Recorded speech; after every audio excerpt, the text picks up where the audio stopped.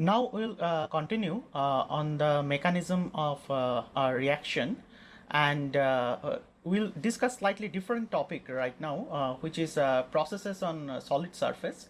What happens when you use a catalyst which is in solid phase? Now, in many cases, you know that this is a very important process. For example, when you have read about this reaction that ammonia production from nitrogen and hydrogen, so that is energetically very less favorable. But if you use platinum, iron catalyst on platinum asbestos, so then the activation energy of this reaction is pretty much down, and then you see the reaction proceeding at some ambient temperature. Now, for this, this was a revolutionary discovery, because if you remember, ammonia is used in fertilizers, and nitrogen and hydrogen are just, you can actually get it in abundance, particularly nitrogen. And then in nature, plants or the bacteria residing in the roots of plants, they do this process of nitrogen fixation, and that's how the plants get nutrient. But if you want to produce ammonia, not only for fertilizers, but also in many industrial processes, the Haber found that just using this catalyst, the rate of the reaction increases by a whole lot. And then the question is how basically the iron works here. So that process we are going to discuss today.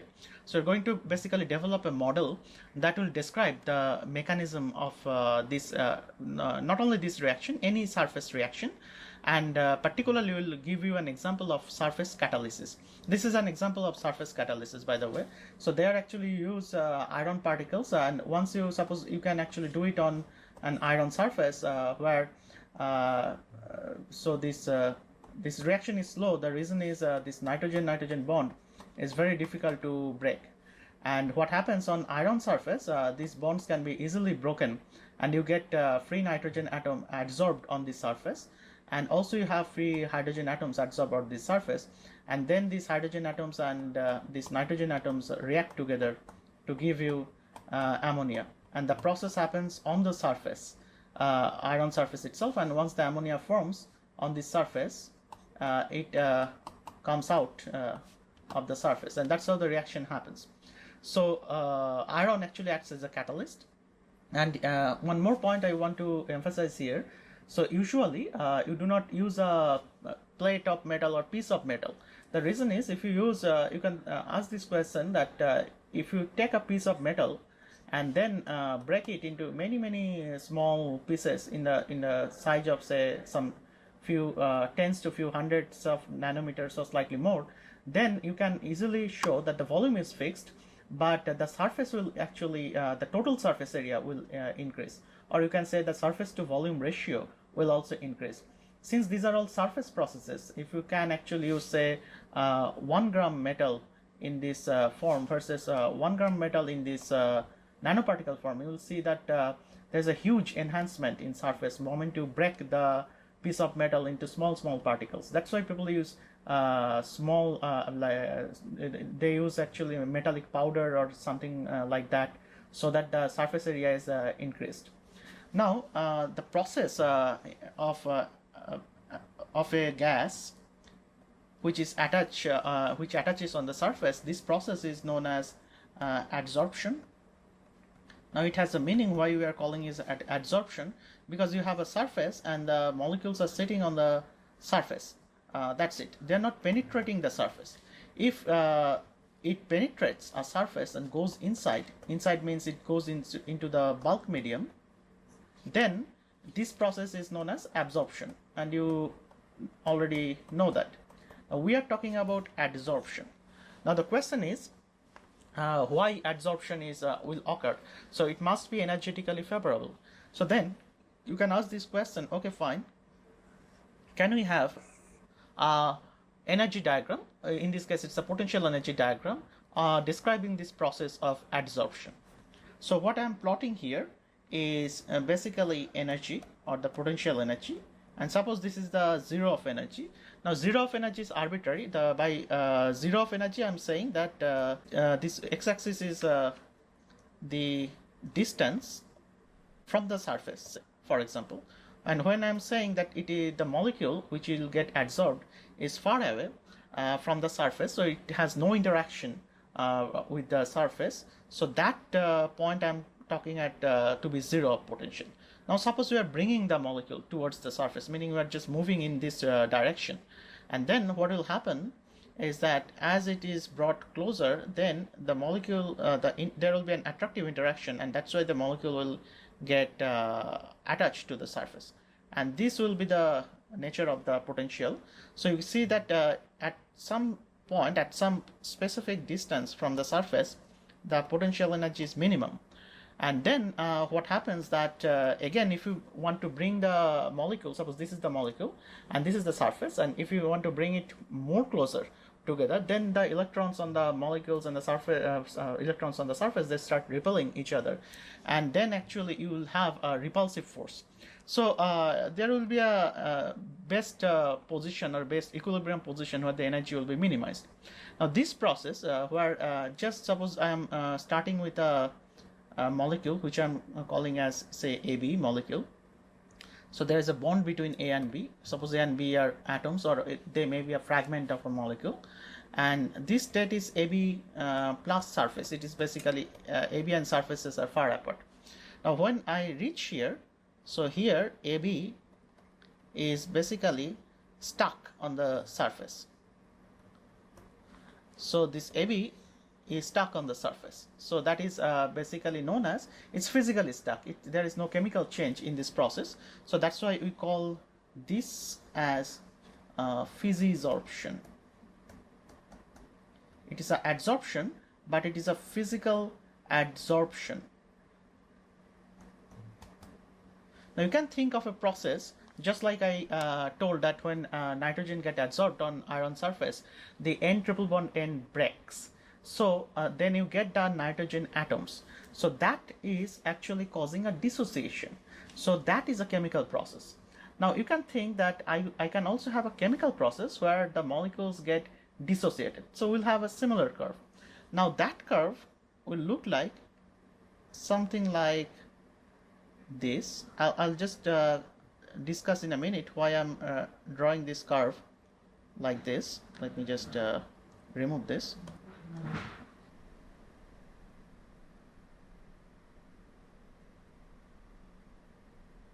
Now you see here, I'm calling this curve as chemisorption as opposed to physisorption, where just it was physically adsorbed. Now what happens here, if the molecules get dissociated, then I'm calling this curve as chemisorption. So far apart, these molecules will be A plus B plus surface.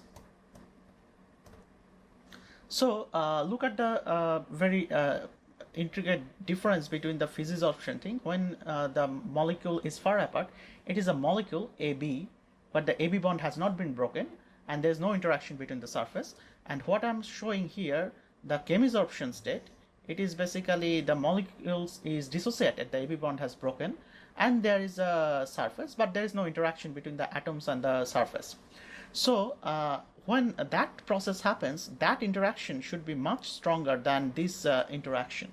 So this potential energy will be much, much deeper than the chemisorption state. Also, you see that this curve, the chemisorption curve, in the asymptotic regime in the sense that it has basically it has I mean much larger distance from the surface. In that regime, if I think that so the energy difference will be nothing but the AB molecule and the A plus B atoms, or it may be the fragments. So a bond has been broken, which means this will be, there will be some energy difference between the AB and AB, A plus B, and of course A plus B will be of higher energy because you have supplied energy to the system, and that's why the bond has broken.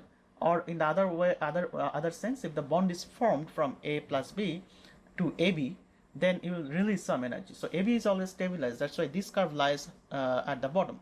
Now, what happens when nitrogen molecule approaches the surface? Initially, we have here, we basically start from here.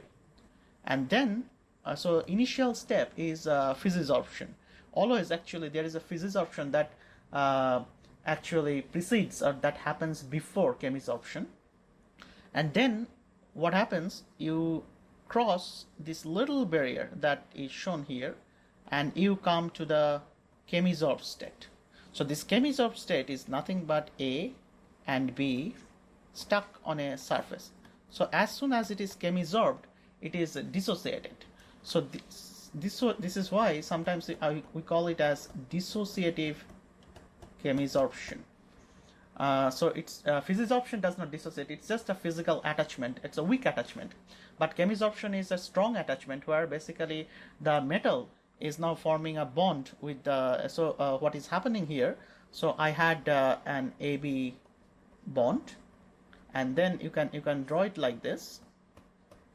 So this is basically the state here, state 1, say, and then at state 2, where I am at the physisorb state. So you can argue that it basically looks like this. So I have AB, but I have a very weak interaction with the surface, and then what happens? It crosses a barrier, and when it crosses the barrier, near the barrier, the situation is like this. The AB bond is being broken, and the A to surface and B to surface bond is being formed, and finally you will have the AB bond completely broken, and a new bond has been formed between the A and the surface and the B and the surface, and that's how the N triple bond N also breaks. But it involves multiple steps, because you have to first make the triple bond to double bond, then double bond to single bond, and then the single bond to no bond, something like that. So all these things are happening. So now suppose the AB molecule is chemisorbed, where actually it is dissociated. Now when it goes back, so it now goes back following this curve, meaning when it goes back, it actually goes back as a dissociated atom. So that can happen, that may not happen. If the interactions of these atoms with the surface is strong, it may not happen. But the point here is that you can actually cleverly use a surface, which in many cases is a metal surface, and bring a molecule and then dissociate it, and then if you heat it up, maybe you can actually weaken that metal to atomic bonds, and then you can actually dissociate it into atoms. However, you may not be able to do it in the gas phase, because you have to supply a lot of energy to break the bonds in the gas phase. But what happens is that there is a physisorption state, so it is weakly attached, and then there is a barrier. But this barrier, now you can see this barrier here, if I just magnify it, it is something like this physisorb state is going into the chemisorb state. So this is the minimum of the physisorb state, and there will be a minimum of the chemisorb state. So this barrier, which we'll discuss detail in later, is called an activation barrier, and that activation barrier is very small, and that's why the surface catalysis works. So there is a physisorption and there is a chemisorption, and prior to chemisorption there is a physisorption, and that's why it is already energy is lowered, and then you have a chemisorb state. If you ask this question that if the physisorption did not happen, what will be the case?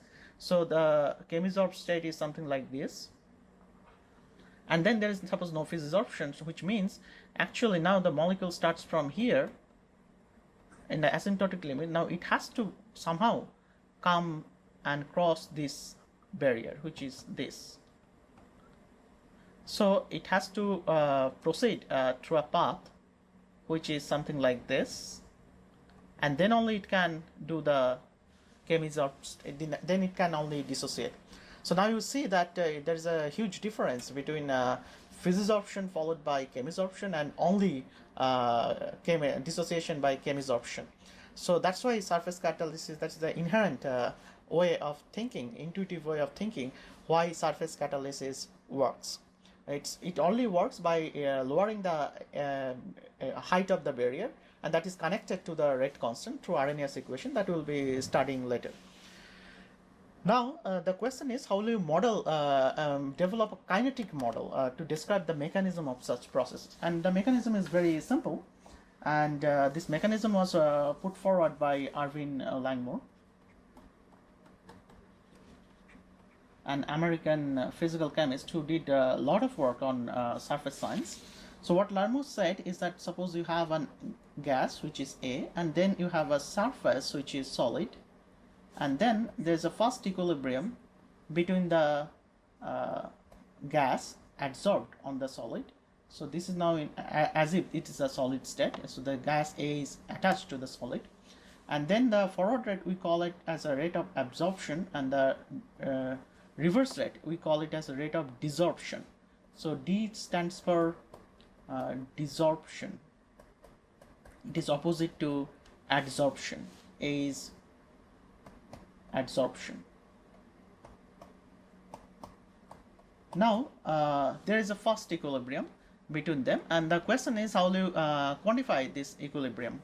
Now you cannot actually calculate the what Langmuir suggested is that suppose we have some available sites where the molecule can come and sit. So suppose these are molecules, these are floating in gas, and then the molecule will come and sit on the surface. So then you'll have a molecule stuck on the surface. So at any point of time you can think there will be some sites which are vacant or free, and some sites which are occupied. So like this is occupied because no other molecule can sit on that, and here it is basically vacant site. So let us consider the fraction of this vacant site, fraction of free site or vacant site is, say, I'm calling as theta. And then also consider that the surface area is, just take a number, say, or a notation, let's call it as a sigma. Usually we use the sigma for surfaces.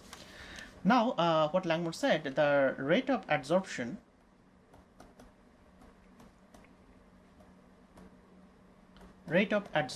which is the forward process, will be nothing but, if I just call it as a VA, that will be nothing but proportional to how many sites are vacant. So instead of writing the theta as a vacant, I can write it as a fraction of sites occupied as theta. I mean, this is just a notation.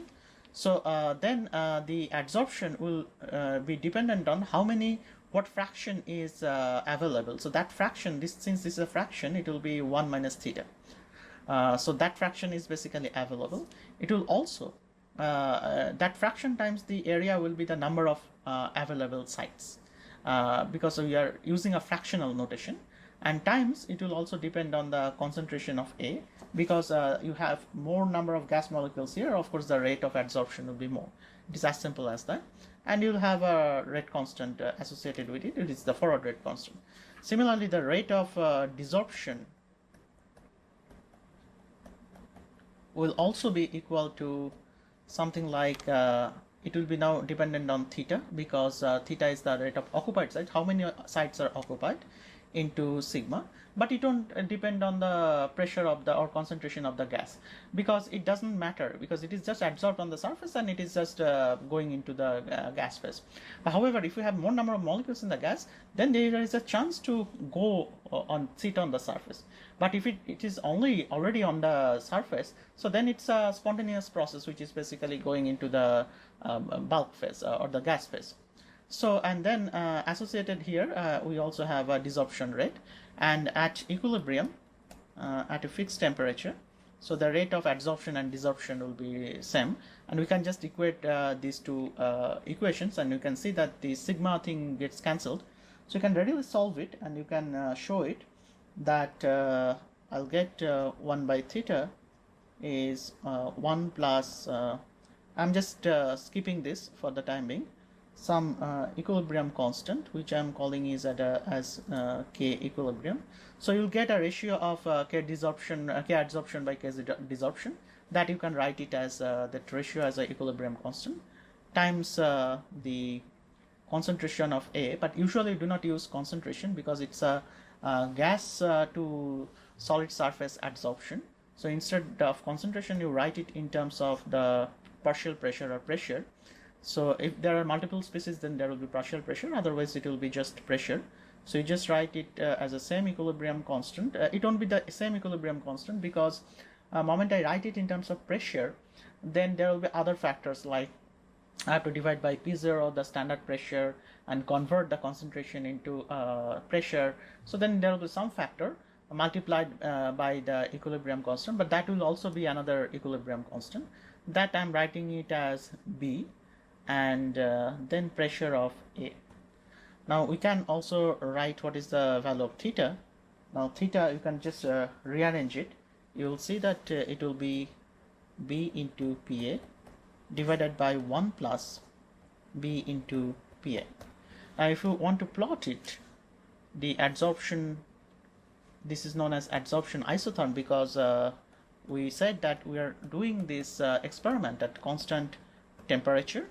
So if we plot this thing theta, the rate or the fraction of sites occupied versus the pressure of the gas, you will see that at low pressure I can actually ignore this term B into PA compared to 1. So it is linearly proportional to PA, so it will have something like this. And at a very high pressure, then this term will be very high compared to 1. So it will be BPA by BPA, so then actually fraction will saturate. So it will go like this, where basically this is a saturation point. Theta is a fraction, so it can maximum value of theta can be 1. So we see a curve which is very interesting, because we saw this curve in Michaelis-Menten equation. If you remember that when we were plotting the initial rate V0 versus initial substrate concentration, that also looked similar way. Now the physics is very similar, because if you think that in the Michaelis-Menten situation, what we had is that we had enzymes, and each enzyme had a particular site for substrate binding. So you can think that there will be some free enzyme, and there will be some enzymes which are already occupied, and in the Langmuir's language, and it is the same here also. There are sites. The sites are each site you can think of in one enzyme, and one molecule binds to one site only binds to one molecule, not to multiple molecules. That also we kind of argued, or in a model we basically that we put that constraint. And if you think in that way, then there is not much difference between the enzyme catalysis and this surface catalysis. Although enzyme catalysis is in a homogeneous catalysis, in the sense enzyme, substrate, and everything, the product is in the same phase. Here they are in different phase. So that's why you call it as a heterogeneous catalysis, this ammonia production from nitrogen and hydrogen, because there is a gas phase and there is a solid phase, which is the metal surface. So it's a two-phase system, and that's why we call it as a heterogeneous catalysis. Now the concept is very similar. That's why you're getting similar nature of the curve. Now one more thing. So this is known as a Langmuir adsorption isotherm. But in real life, what you see here, that once I have the, suppose these were the surface sites, I can just draw it like this. Suppose these are the surface sites, and when you have enough pressure, then the molecules are coming and sitting on that, and all sites are occupied, then you cannot have further molecule. So here actually what Langmuir adsorption isotherm says is that you stop at the monolayer formation. Monolayer in the sense that only one molecule thick layer is there, not multiple molecules. But in reality what happens is that when you have particularly at low temperature, when you have this situation, then the other molecule can sit on this molecule, and other molecule can sit on this molecule, and then you can actually go from monolayer to what is known as multi-layer. And after a certain point, actually you cannot control this. Moment you increase the pressure, you'll see all the molecules are sitting on the surface, because that is what is known as condensation. So you have seen that if you take a metal surface at cold temperature and put it in a, say, or any surface in a say cloudy day, or when you have enough humidity in air, so we'll see that water vapor actually condenses on the surface. So condensation means actually you'll have multiple layer, because you can see the layer, so which means actually there are several atomic several molecule are sitting vertically, and that is basically shows the condensation. So attaching of one molecule is facilitating the attaching of multiple molecules. And then the curve will not look like this. After certain pressure, you'll see that this curve will just blow up. And for that, actually, we cannot explain from Langmuir adsorption isotherm. So this is known as Langmuir. Maybe we can draw it as a dotted line like this. Adsorption isotherm. And then this curve, there is a model for that. It is known as BET model, but we will not discuss it here, which actually discusses this multi-layer adsorption case. So Langmuir adsorption is limited to only those situations where it forms only monolayer, and it just stops at the monolayer formation, and no multi-layer formation no multi-layer formation occurs further. Now, as I said, that this model I can use for catalysis, and by catalysis again I talk about heterogeneous catalysis.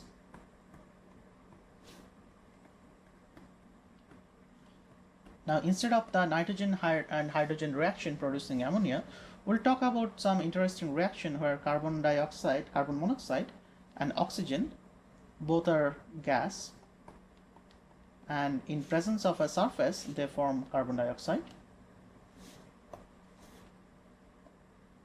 Now the question is, what is the mechanism of this reaction? Now, two mechanisms were proposed, and so the first mechanism says that the first part of these two mechanisms is same. So you have carbon monoxide gas, which actually in presence of the surface is going to the carbon monoxide in the adsorbed state. This will be just like what we just developed through Langmuir mechanism. And then you have oxygen gas, which is also getting adsorbed, but this case it is a dissociative chemisorption. And then the first model, which is known as the Langmuir or Hinzelund model, it says the reaction happens between the adsorbed carbon monoxide and the adsorbed oxygen atom, and then you will have CO2. So this is basically the final step or the rate determining step. And the other model says no, actually there are carbon monoxide adsorbed, but this oxygen atom, there are carbon monoxide adsorbed, but they do not react with the adsorbed oxygen species. The carbon monoxide in the gas phase actually reacts with the adsorbed oxygen species to give you CO2. So one mechanism, so this is mechanism 1 and this is mechanism 2, and this one is known as Langmuir or Langmuir-Hinzelwood mechanism, and this is known as Elie-Riedel mechanism. So the both mechanisms says there is an initial step. See, oxygen has to be adsorbed on the surface, and the O double bond O has to be broken, otherwise this reaction won't proceed. Now the question is, I have on the surface I have oxygen attached. I also have carbon monoxide attached. I'm just drawing it like this. Now the question is, there are also oxygen molecules here, and there are also carbon monoxide molecules here. And these are oxygen atoms, by the way, so I should draw it like this. So this is O2, this is carbon monoxide. Now the question is the reaction between this carbon monoxide and the attached already adsorbed oxygen atom, or it is between two surface species? So it can happen that the molecules get adsorbed and get dissociated. So there are oxygen atoms and there are carbon monoxide atoms, and on the surface they are now working, they are now reacting.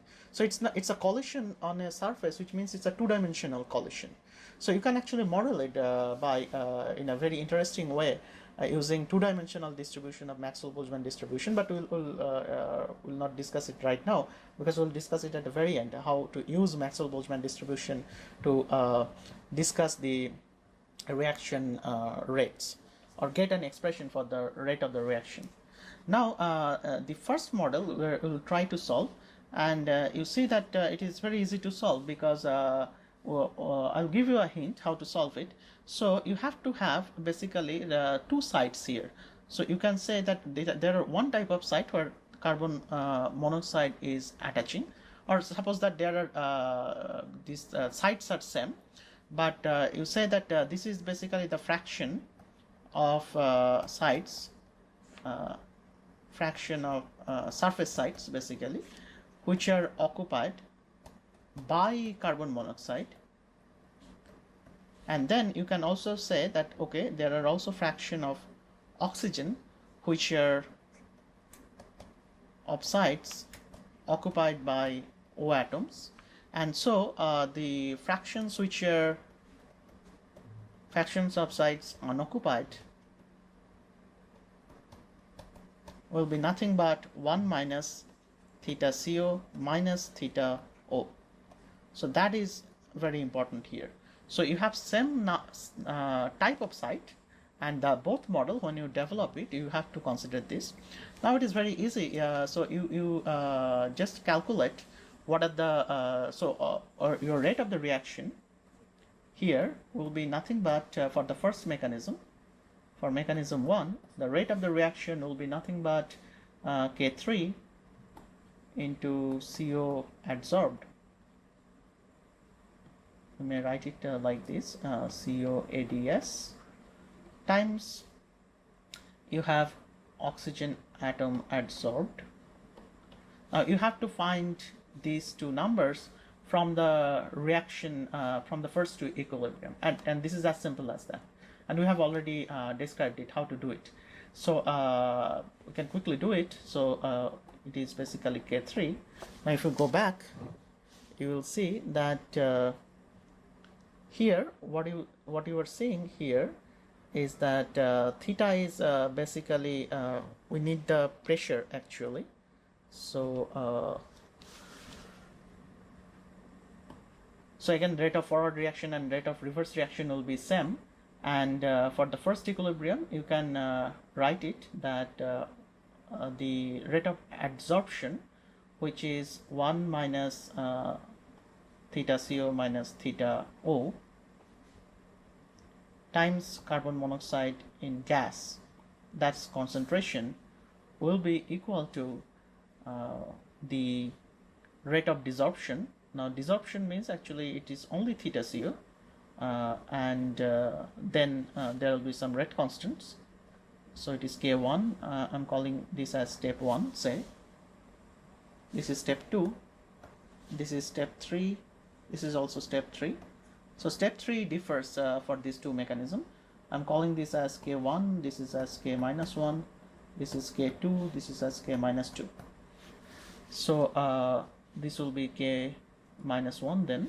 And then we'll just take the ratio. All we need is basically the adsorbed species concentration, or the here actually you cannot write the concentration, you have to write in terms of the fraction.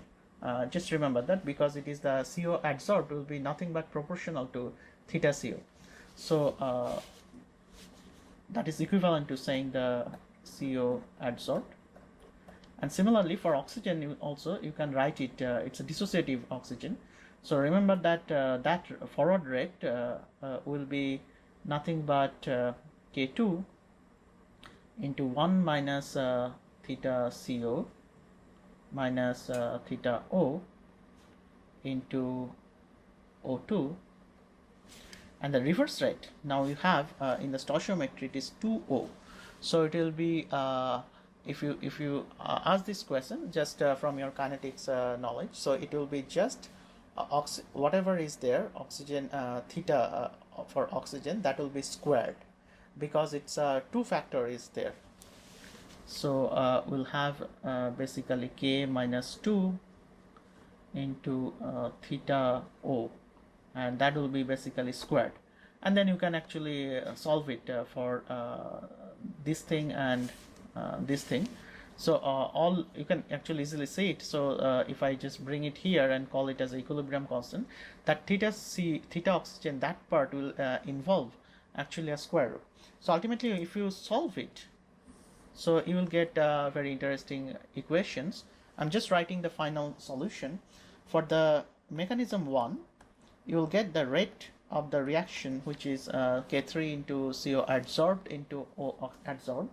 That will be nothing but, if I write it in terms of partial pressure, I could have written it in terms of B and P also. So it will be nothing but K3. K3 will always be there.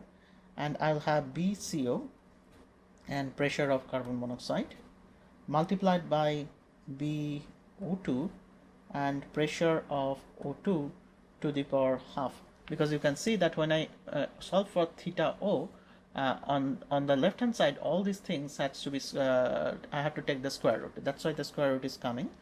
And divided by, I'll have basically 1 plus BCO PCO, and that plus BO2 to the power half and PO2 to the power half. And for the second mechanism, you will have B is equal to K3 times for the other mechanism, for this first mechanism there will be a square.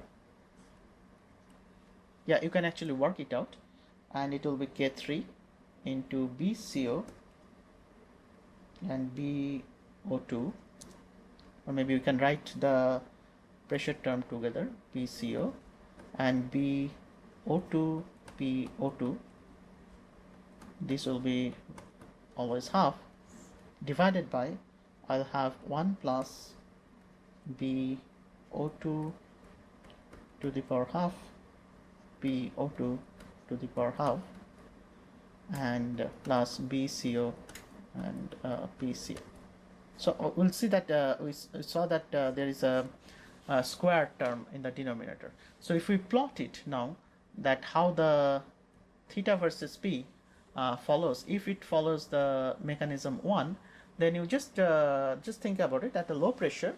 Say I'm plotting it as a partial pressure of carbon monoxide, because if you change the partial pressure of oxygen, that don't matter, because the oxygen part is same in both cases, and because it is oxygen adsorbed species that actually reacts.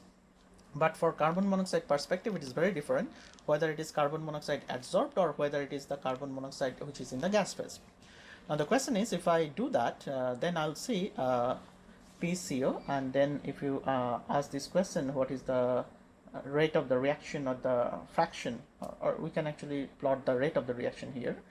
So at a very low pressure of PCO, think about it, what will happen, then I can ignore this part, PCO, and if we ignore it, then I'll have 1 plus BO2 and PO2, and in the numerator you can see that it will be linearly proportional to PCO, so it will be something like that. In both cases it will be true, but in the very high pressure limit, what will happen is that now you can actually ignore this part. I mean, this will be nothing but only this part. So you can think that this part will be so high. So mechanism 2 I am also plotting together. So for low pressure regime it will be similar, it is just linearly proportional at a very low pressure. And then because this term is very small and you can neglect it compared to other terms, so then with respect to PCO it will be linear. But in the very high pressure limit, when I have this term dominating PCO over the other two terms, then in the Langmuir case, remember there is a square, so it will go inversely at as PCO, because there is a PCO here, there is a PCO square here, so it will be 1 over PCO. And in this case it will just perfectly cancel, so it will be just saturated. So this will show a behavior like this, Ehlers-Danlos. But Langmuir case, in the very high pressure limit, it will be 1 over PCO, so the overall curve will look like something like this.